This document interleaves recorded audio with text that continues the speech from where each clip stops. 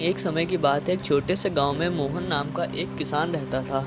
वह बहुत मेहनती था, लेकिन उसका परिवार काफ़ी गरीब था। उसकी एक ही इच्छा थी कि वह अपने परिवार को सुखी और संपन्न बना सके। एक दिन मोहन अपने खेत में काम कर रहा था, तभी अचानक उसे ज़मीन में कुछ चमकता हुआ नजर आया। उसने पास जाकर देखा तो उसे सोने का एक अंडा मिला।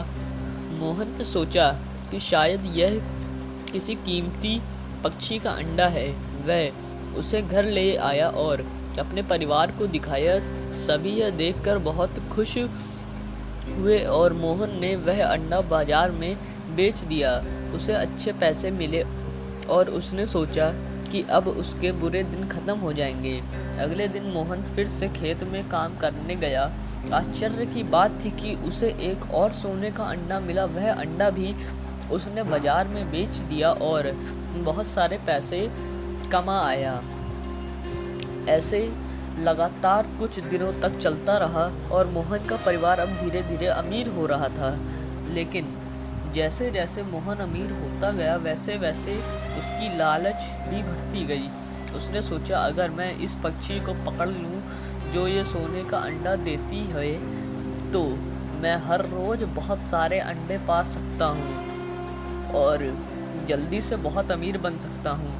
लालच में आकर मोहन ने उसी पक्षी को खोजने का निर्णय किया। वह पूरे खेत में ढूंढता रहा और आखिरकार उसने उस पक्षी को पकड़ लिया। मोहन ने सोचा कि अब उसकी सारी समस्याएं खत्म हो जाएगी। लेकिन जब मोहन ने पक्षी का पेट काटा तो वह दंग रह गया। उसके पेट में एक भी सोने का अंडा नहीं था। मोहन का सपना चूर चूर हो गया।